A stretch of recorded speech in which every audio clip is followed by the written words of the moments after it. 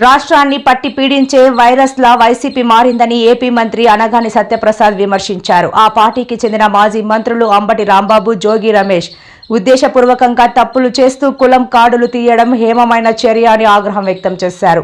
బూతులు మాట్లాడే అలాంటి వారికి కులాలు వర్తించవన్నారు. ఇంట్లో కూడా ఇళ్లలో ఉండేవాళ్ళు కాదు. ముఖ్యంగా నేను నా కాన్స్టిట్యున్సీ కూడా చెప్తాను, ఏదైతే ఎలక్షన్ రోజు నా మీద దాడి జరిగిందో, నాతో గొడవైందో, వాళ్ళ మీద ఈ రోజు దాకా కేసు కూడా లేదు, వాళ్ళ మీద ప్రతి దాడి కూడా లేదు. మా సిద్ధాంతం అది కాదు. వాళ్ళు గమనించాలి. వైసీపీ పార్టీ వాళ్ళు 151 సీట్ల నుంచి 11 సీట్లు పరిమితం చేస్తూ ప్రజలు ఒక స్పష్టమైన తీర్పు ఇచ్చారు. అది వాళ్ళు ఇచ్చినటువంటి గట్టి హెచ్చరిక. అయినా వారి వైఖరిలో మార్పు రాలేదు. రాబోయే రోజుల్లో ప్రజలు దీన్ని ఎట్టి పరిస్థితుల్లో కూడా సహించే పరిస్థితులు లేరని చెప్పి కూడా నేను తెలియజేస్తాను. ఎందుకంటే యథా రాజా తదా ప్రజ అన్నట్టుగా వారి నాయకుడు అలా ఉన్నాడు కాబట్టి కింద వాళ్ళందరూ కూడా, అక్కడ భూమన కరుణాకర్ రెడ్డి గారు అవ్వచ్చు, ఇక్కడ మొన్న చూసాం గుంటూరులో అంబటి అవ్వచ్చు, మరి నిన్న జోగి రమేష్ అవ్వచ్చు, వీళ్ళందరూ కూడా. ఎందుకంటే వీళ్ళు మాట్లాడుతూ కూడా కులాలు మాట్లాడతారు, లేదా వెనుకబడిన వర్గాలు అంటారు. దొంగలకు, హత్యాకోరులకు, విధ్వంసకారులకు, వీళ్ళందరికీ కూడా ఈ కులాలు వర్తించవు. వారు చేసేటువంటి అంటే వారి భావశైలి, అలాగే వారి ప్రవర్తన అవి చూస్తా. దాని ద్వారా మన కులాల మీద రావాలి తప్ప ఎక్కడ కూడా మేము ఏదైనా చేసుకుంటాం, మా కులం మీద మా ఆపాదించుకుంటాం అంటే ఏ కులం కూడా అది ఒప్పుకోదు. కులం అంటే మనం ఏ తప్పులు చేసినా కూడా, ఎన్ని పాపాలు చేసినా కూడా అవి కులానికి రుద్దుతా అంటే కులం వాళ్ళు కూడా ఎవరు ఒప్పుకోరని చెప్పేసి కూడా నేను ఈ పత్రిక ముఖంగా తెలియజేస్తూ ఉన్నాను. మరి ముఖ్యంగా నిన్న మంచి ఒక పాజిటివ్ వాతావరణం, బడ్జెట్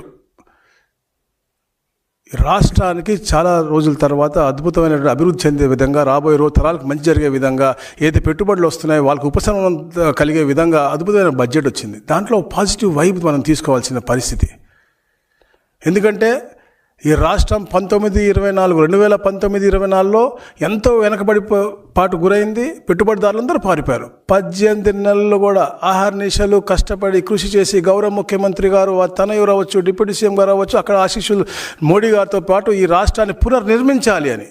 ఎందుకంటే సంక్షేమం, అభివృద్ధి రెండు కళ్ళుగా భావించే కూటమి ప్రభుత్వం కాబట్టి ఆహర్నిశలు సంక్షేమం, ఆహర్నిశలు అభివృద్ధి, దాంతోపాటు సుపరిపాలన, ఏ లక్ష్యంగా గౌరవ ముఖ్యమంత్రి గారు రోజుకి 20 గంటలు కష్టపడి పనిచేస్తూ భావితరాలకి మంచి పునాది వేయాలని తపనతో, అలాగే ఢిల్లీలో కూడా వారి యొక్క ఆశీస్సులు తీసుకుని ఈరోజు బడ్జెట్లో అద్భుతంగా ఇన్వెస్టర్లకి ఉపశమనం కలిగే విధంగా 2047 దాకా డేటా సెంటర్లు కావచ్చు. మనకి రాష్ట్రంలో దామన కాండపై వైసీపీ సీనియర్ నేత, మాజీ మంత్రి బొత్స సత్యనారాయణ ఆగ్రహం వ్యక్తం చేశారు. వైసీపీ నేతల లక్ష్యంగా సీఎం చంద్రబాబు నేతృత్వంలో నారా లోకేష్ ఆధ్వర్యంలో కొనసాగుతున్న దాడుల్ని బొత్స ఖండించారు. తాడేపల్లిలోని వైసీపీ కేంద్ర కార్యాలయంలో బొత్స సోమవారం మీడియాతో మాట్లాడారు. అవసరం మాకు లేదు. ఉదాహరణ చెప్తున్నాను కానీ, అయితే పోలీసుల దగ్గరుండి ఆయన మీద దాడి చేయిస్తారా? కార్యకర్తలు దాడి చేయిస్తారా? మనుషులు కార్యకర్తలు అంటే ఎవరికి లేరనుకుంటున్నారా? దయచేసి ఇది సాంప్రదాయం కాదు. ఆంధ్ర రాష్ట్రం, తెలుగు ప్రజలు భారతదేశంలోనే అందరూ స్వామ్యులనే ఒక పేరు ఉంది. చట్టాన్ని గౌరవిస్తారనే ఒక పేరు ఉంది, ఒక నాండు ఉంది. దయచేసి చంద్రబాబు నాయుడు గారు ఇలాంటి అప్రతిష్టలు మూటగట్టుకోకండి. పోయింది మీ పరిపాలన, అది ఆ పేరు. ఇప్పుడు మళ్ళీ ఇది ఒక బీహార్ లాగో తయారవుతుంది. ఇదేనా? రాష్ట్ర ప్రజలు ఆలోచించమని కోరుతున్నాను. ఈ ప్రభుత్వం ద్వారా పనితీరుని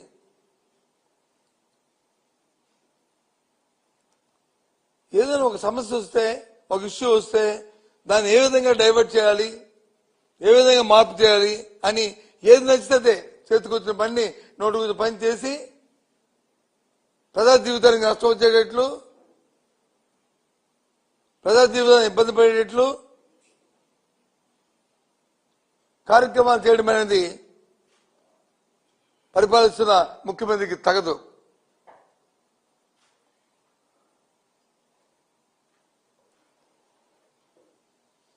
ఆ దేవదేవుడు వెంకటేశ్వర స్వామి ప్రసాదం గురించి వచ్చింది ఇష్యూ. మీరే చెప్పారు కదా, నేనే శ్యామలరావు ఆఫీసర్ వేశాను, ఎన్డీపీ రిపోర్ట్ మీద తెప్పించామని. ఎన్డీపీ రిపోర్ట్ చెప్పింది కదా, సిబిఐ చెప్పింది కదా. చెప్పిన తర్వాత మరి మీరు వేసిన సిబిఐ, సుప్రీంకోర్టు, మీరు వేసిన సిట్టు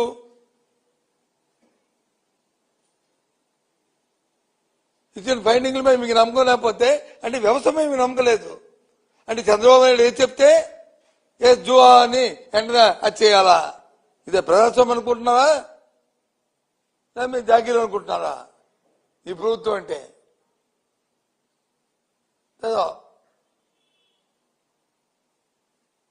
ఏంటిది? మళ్ళీ పైపెచ్చు పెద్ద పెద్ద వాళ్ళ పోస్టుల్ని. ఇవాళ ఉదయం నేను వస్తున్నప్పుడు వచ్చే విశాఖపట్నంలో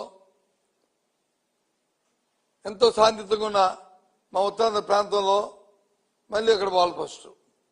మంత్రి నారా లోకేష్ ఆదేశాలతోనే తన ఇంటిపై దాడి చేశారని మాజీ మంత్రి జోగి రమేష్ ఆరోపించారు. తనపై ఎటువంటి దాడి జరిగినా లోకేష్ దే బాధ్యత అని చెప్పుకొచ్చారు. తన ఇంటిపై జరిగిన దాడి ప్రజాస్వామ్యంపై దాడే అని అన్నారు. నన్ను 83 రోజులు జైల్లో పెట్టినా కడుపు చల్లబడలేదా చంద్రబాబు అని మండిపడ్డారు. అన్ని వందల మందిని ఆర్గనైజ్డ్ గా పోగు చేసి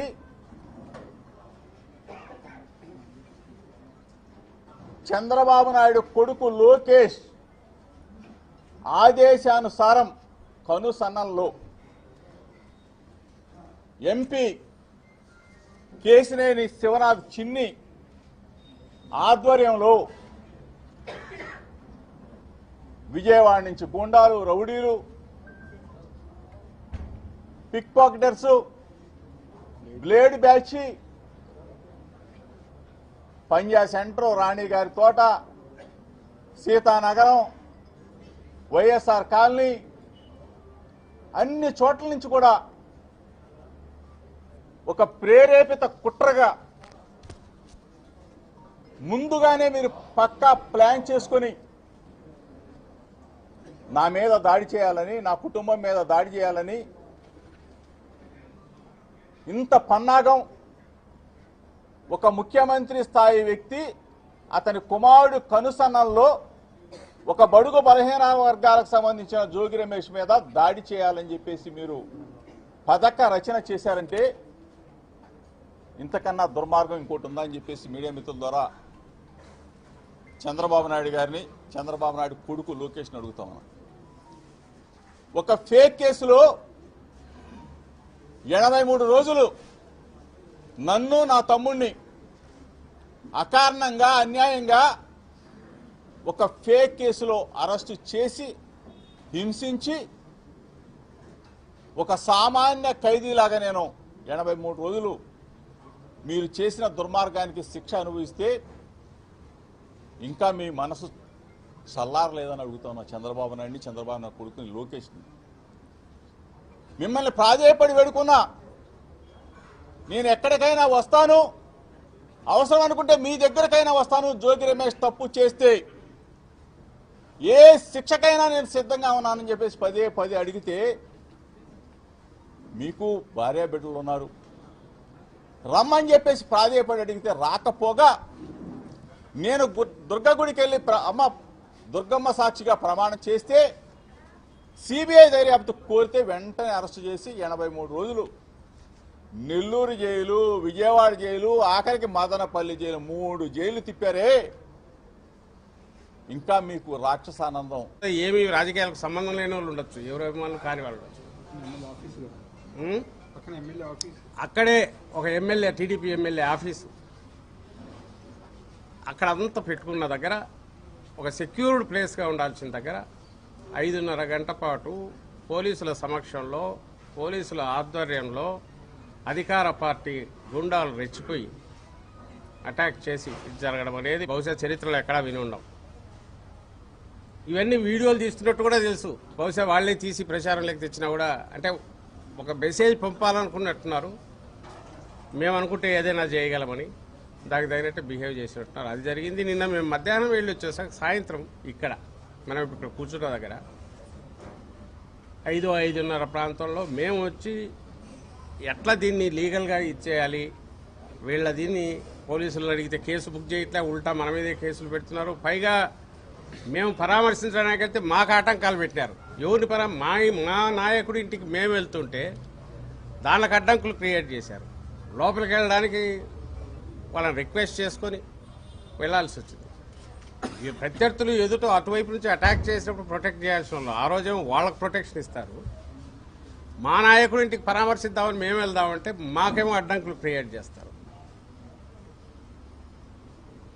ఇది మర్చిపోకముందే నిన్న సాయంత్రం జోగి రమేష్ గారి వీళ్ళు ఇక్కడ, ఇది కూడా మీ అందరికీ తెలుసు.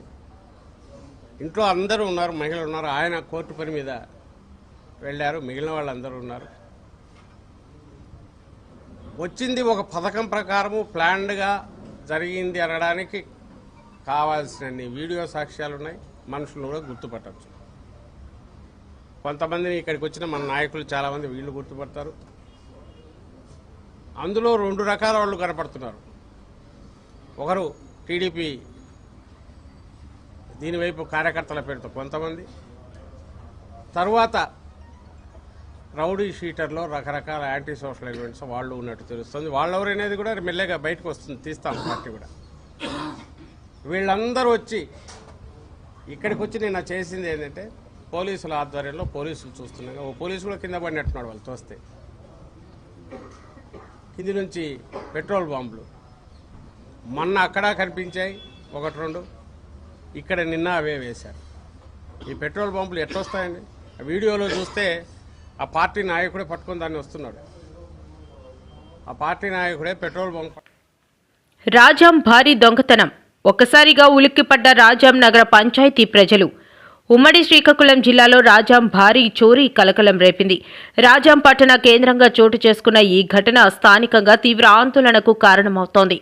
ఉమ్మడి శ్రీకాకుళం జిల్లా రాజాం మండలంలోని జీఎంఆర్ఐటి స్టాఫ్ క్వార్టర్స్లో జీఎంఆర్ కేర్ ఆసుపత్రిలో డాక్టర్గా పనిచేస్తున్న డాక్టర్ నాగేష్ నివాసంలో ఆదివారం రాత్రి భారీ చోరీ జరిగింది. శనివారం సాయంత్రం విధులు ముగించుకున్న డాక్టర్ నాగేష్ కుటుంబ సభ్యులను కలవడానికి వైజాగ్ వెళ్లిన సమయంలో ఇంట్లో ఎవరూ లేని అవకాశాన్ని దుండగులు గమనించారు. ఇంట్లోకి చొరబడిన దొంగలు అల్మరాలను ధ్వంసం చేసి సుమారు 125 తులాల బంగారాన్ని ఎత్తుకెళ్లారు. ఇదే ప్రాంగణంలోని ప్రక్కనున్న క్వార్టర్స్లోని ఓ ప్రొఫెసర్ ఇంట్లో కూడా మరో చోరీ జరిగిందని, అక్కడి నుంచి సుమారు 25 తులాల బంగారం దొంగతనానికి గురైనట్లు జిల్లా ఎస్పీ దామోదర్ వెల్లడించారు.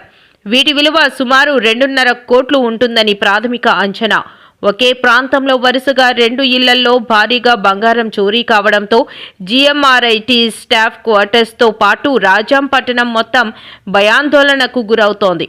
సమాచారం అందుకున్న వెంటనే రాజాం పోలీసులు ఘటనా స్థలానికి చేరుకుని క్లూస్ టీంతో పరిశీలన చేపట్టారు. ఈ ఘటనపై కేసు నమోదు చేసి డీఎస్పీ రాఘవుల ఆధ్వర్యంలో 10 ప్రత్యేక బృందాలతో దర్యాప్తు కొనసాగిస్తున్నామని, సీసీటీవీ ఫుటేజ్ ఆధారంగా నిందితులను గుర్తించే ప్రయత్నం చేస్తున్నామని పోలీసులు తెలిపారు. ఈ చోరీ ఘటనపై ఎస్పీ ఏఆర్ దామోదర్ స్పందించారు. ఆయన వివరాల ప్రకారం త్వరలోనే నిందితులను పట్టుకుంటామని పోలీసులు భరోసా ఇస్తున్నారు. వరుస చోరీల నేపథ్యంలో జీఎంఆర్ఐటి స్టాఫ్ క్వార్టర్స్లో భద్రతపై ప్రశ్నలు తలెత్తుతున్నాయి. ఇలాంటి ఘటనలు పునరావృతం కాకుండా పోలీస్ పాట్రోలింగ్ పెంచాలని, భద్రతా చర్యలు కఠినంగా అమలు చేయాలని స్థానికులు డిమాండ్ చేస్తున్నారు. Good afternoon to everybody. ఈరోజు రాజాంలో టౌన్లో ఇది జిఎంఆర్ టౌన్షిప్ ఉంది. ఇక్కడ ఈ అపార్ట్మెంట్స్లో దాదాపు ఒక 7-8 గేటెడ్ కమ్యూనిటీ.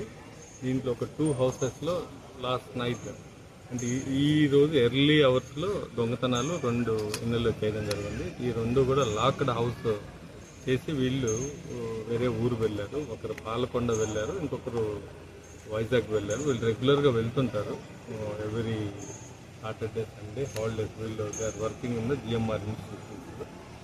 ఒక మాధవ్ గారు అనే ఇంట్లో దాదాపు 25 తులాలు గోల్డ్ పోవడం జరిగింది, దొంగతనం జరిగింది. అలాగే ఈ పక్కనే ఉన్నటువంటి ఇంకొక అపార్ట్మెంట్లో దాదాపు 1275 గ్రాములు అంటే 125 తులాల బంగారం దొంగతనం జరిగింది. వీళ్ళన్నీ కూడా ఐరన్ సేఫ్లో పెట్టుకుంటే మనకు ప్రాథమిక సమాచారం ప్రకారం ఒక సీసీటీవీ ఫుటేజ్ ద్వారా చూస్తే ఒక ముగ్గురు ఎంటర్ అవ్వడం జరిగింది. సో అన్నీ కూడా ప్రొఫెషనల్గా వాళ్ళు పీసెస్ కవర్ చేసుకోవడం, ఫింగర్ ప్రింట్స్ రాకుండా గ్లౌజ్ వేసుకోవడం, అన్నీ కూడా వాళ్ళ ఐడెంటిటీని క్లోజ్ చేసుకొని లోపలికి ఎంటర్ అయ్యారు.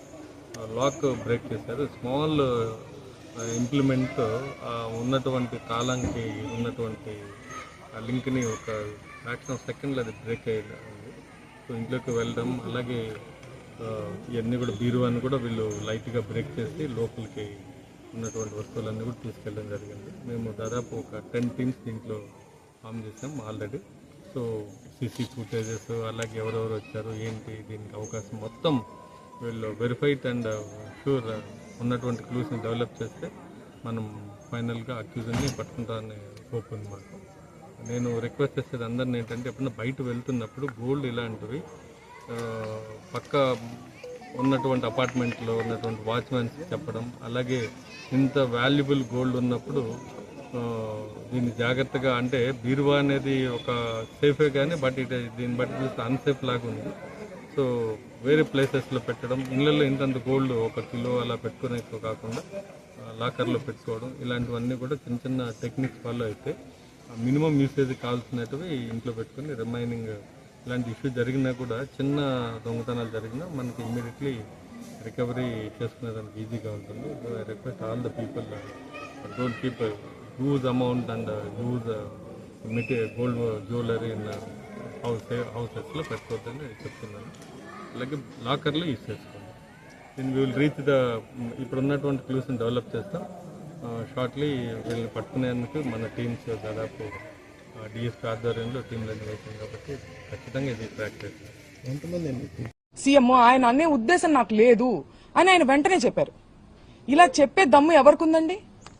ఇంతకు ముందు చంద్రబాబు నాయుడు గారు, నేను రాజకీయాలు మాట్లాడాలని కాదు, నేను ప్రత్యక్ష రాజకీయాల్లో లేను, ఈ సందర్భంలో అది ప్రస్తావించాల్సిన అవసరం ఉంది, దానికి ఒక ప్రాముఖ్యత ఉంది. చంద్రబాబు గారు ఒక పబ్లిక్ మీటింగ్ లో మాట్లాడుతూ జగన్ గారిని ఉద్దేశించి ఆయన ఒక మాట అనడం జరిగింది, నీ పుట్టుకే తప్పుడు పుట్టుక అని. ఇది హీట్ ఆఫ్ ద మూమెంట్ లో అన్న మాట కాదండి, చాలా ప్రిపేర్డ్ గా ఒక పబ్లిక్ మీటింగ్ లో ఆయన దీన్ని మాట్లాడారు. దాని గురించి ఆయన ప్రెస్ మీట్ పెట్టి నేను అలా అనుండాల్సింది కాదని ఎప్పుడైనా చెప్పారా? ఇలాంటి ఎగ్జాంపుల్స్ ఇంకా చాలా ఉన్నాయి. కానీ రాంబాబు గారు చెప్పారు, ఆయన అన్నది హీట్ ఆఫ్ ద మూమెంట్ లో, దాన్ని నేను అలా అనుండాల్సింది కాదని ఆయన చెప్పడం జరిగింది. చెప్పిన తరువాత కూడా నేను లీగల్ కాన్సిక్వెన్సెస్ ఫేస్ చేస్తాను, నేను ఎక్కడే ఉంటాను, నేను ఎక్కడికి పారిపోను అని చెప్పిన తర్వాత కూడా ఒక ప్రజాస్వామ్యంలో, ఒక గవర్నెన్స్, ఒక లా అండ్ ఆర్డర్ ఉన్న స్టేట్ లో పోలీసుని పూర్తిగా నిర్వీర్యం చేసి విపరీతమైన దాడులు చేశారు. ఆయన మీద హత్యాయత్నం చేశారు. కత్తులు, కర్రలు. మా నాన్నగారు ప్రెస్ మీట్ ముగించుకుని ఆఫీస్లోకి వెళ్లారు. ఇది అందరూ చూశారు. అక్కడ పోలీసులు, ప్రెస్ అందరికీ తెలుసు. ఇంట్లో లేడీస్ మాత్రమే ఉన్నామని కూడా తెలుసు. లేడీస్ ఉన్న ఇంట్లోకి మగవారిని మూకుమ్మడిగా పంపి, ఈ సందర్భంలో నేను గల్లా మాధవి గారిని అడుగుతున్నాను, ఇది మీకు ఏ నైతిక విలువ ఉందని చెప్పి మీరు క్షమాపణ కోరుతున్నారు అంబటి రాంబాబు గారి దగ్గర నుంచి? నేను అంబటి రాంబాబు గారి వ్యాఖ్యల్ని నేను సమర్థించట్లేదు, ఆయనే సమర్థించుకోలేదు కదా. హీట్ ఆఫ్ ద మూమెంట్ లో నేను అన్నాను, నేను అలా అనుండాల్సింది కాదని ఆయనే చెప్పారు. మీకే నైతిక విలువ ఉందని చెప్పి మీరు, మీ హస్బెండ్, లేడీస్ మేము ఇక్కడ ఉంటే మీరు తాగి ఉన్నటువంటి మగవారిని మా మీదకి రెచ్చగొట్టి పంపిస్తూ ఇంట్లోకి వెళ్ళమని, వాళ్ళు అద్దాలు మీరు చూడొచ్చు, కారు ఎలా పగలగొట్టారు, అద్దాలు, పైన అద్దాలు, పక్కన తలుపులు అన్ని పగలగొట్టుకుని లోపలికి రావాలని చూసారు. లోపల కేవలం ఆడవారు మాత్రమే ఉన్నాం. నేను, మా మదరు, మా సిస్టరు, మా పిల్లల్ని పెట్టుకుని మేము ఉన్నాం. హోమ్ మినిస్టర్ అనిత గారిని కూడా నేను సూటిగా ప్రశ్నిస్తున్నాను, దీన్ని మీరు సమర్థిస్తారా? మీరు ఆడవారి మర్యాద దెబ్బతిందనే ప్రాసెస్ లో మీరు దాడి చేస్తూ మీరు అటాక్ చేసింది ఆడవాళ్ల మీదనే. ఇది ఏ రకంగా సమంజసం? ఇది ఏ రకంగా న్యాయం? నేను ఇదే సందర్భంలో పవన్ కళ్యాణ్ గారిని కూడా అడగాలనుకుంటున్నాను. కాపు సామాజిక వర్గంలో నేను పుట్టినందుకు చాలా గర్వపడుతున్నాను. అయితే ఇవాళ మీ బలం చూసుకొని కాపు కులస్తులందరూ ఆళ్ల పట్లే ఉన్నారు అనే ఒక బలాన్ని చూసుకొని ఇవాళ కాపు మహిళలమైన మమ్మల్ని తిడుతూ రాజశేఖర రెడ్డి గారు ప్రజానాయకుడు. రాజశేఖర రెడ్డి గారు 5 సంవత్సరాలు మాత్రమే ముఖ్యమంత్రిగా ఉన్నారు. కానీ 5 సంవత్సరాలలో ప్రజలకు ఏమి కావాలి అని ప్రజల నాడి కనుక్కొని మరీ పథకాలను రూపొందించి ఆ పథకాలను బ్రహ్మాండంగా అమలు చేశాడు రాజశేఖర రెడ్డి గారు. ఆరోగ్యశ్రీ అయితేనేమి, ఫీజు రీయింబర్స్మెంట్ అయితేనేమి, పావలా వడ్డీకే రుణాలు అయితేనేమి, లేక అమ్మ మీరు మాట్లాడకూడదు, లేక 46 లక్షల మందికి ఇల్లులు కట్టడం అయితేనేమి, లేక రైతులకి అండగా నిలబడ్డం అయితేనేమి, రాజశేఖర రెడ్డి గారికి ఎవరూ సాటి కాదు. రైతులనైతే రాజులు చేసిన వాడు రాజశేఖర రెడ్డి గారు. రైతుల్ని నెత్తిన పెట్టుకున్నవాడు రాజశేఖర రెడ్డి గారు.